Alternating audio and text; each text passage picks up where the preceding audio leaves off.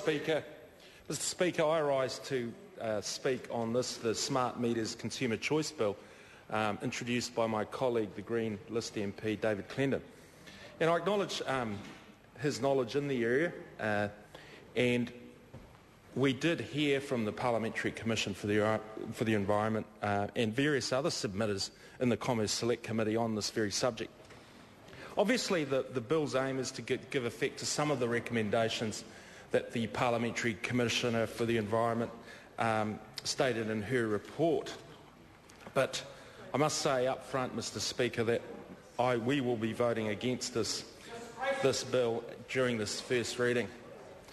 Now, smart meters or advanced meters is, I think, the proper term should be applied to this, because there are very few smart meters out not just in New Zealand but across the world. Smart meters actually do communicate with appliances in a really advanced way. So advanced meters, in terms of the development of the technology, sir, they've really changed electricity meters into complex systems. And these systems are able to measure and record electricity consumption in almost real time. And it makes that information available to the electricity market, its participants, and most importantly, Mr Speaker, its consumers. The benefits have already been espoused by previous speakers.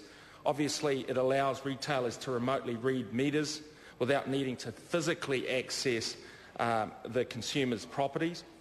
It provides consumers with accurate monthly invoices, not just guesstimates of what the bills are. And it also enables faster switching between retailers, reducing the barrier to entry for new entrant retailers. Mr Speaker, smart meters have the potential to reduce peak demand, deferring the need for investment in new generation, transmission and distribution assets. And as all the speakers have alluded to, it could lead to cost savings for consumers, retailers and distributors, enabling greater consumer participation in and understanding of the electricity market. Mr Speaker, the recent ministerial review, which was led by the Honourable Jerry Brownlee, of electricity market performance endorsed the introduction of smart meters in New Zealand because of the benefits that they will bring. But the key point here, Mr Speaker, is that government supports the introduction of smart meters. In terms of the current regulation around smart meters, some aspects of metering are regulated under Part D of the Electricity Governance Rules. The rollout of smart meters is unregulated.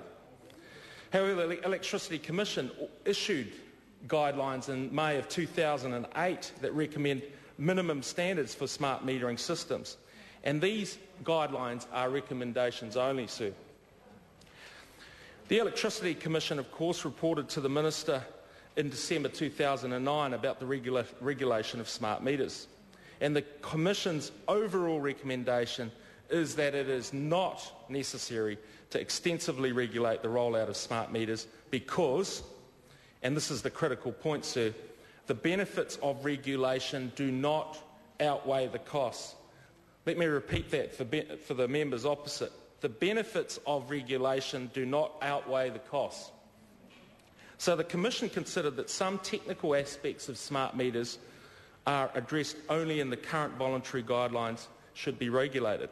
Those regulations are being progressed as part of the fundamental review of the electricity market rules, as my colleague has alluded to.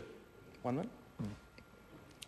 So why should we not support this bill? Well, it requires providers of... some of the bill's provisions are unnecessary because of the widespread compliance with the voluntary guidelines on smart meters. There are technical matters contained in the bill which are actually inappropriate for primary legislation, and they can instead be advanced through the rules made by the new Electricity Authority. The bill is also, sir, inconsistent with expert advice of the Electricity Commission, which we've all spoken about, and they recommended against that extensive regulation of smart meters. So passing this bill would impose extra cost onto consumers who are still reeling from the electricity price rises under the last government. And what were those price rises? I'll just want to remind the House, those price rises were 3 times the rate of inflation, 75% over the 9 long years of the Labor government. And that's what... Chris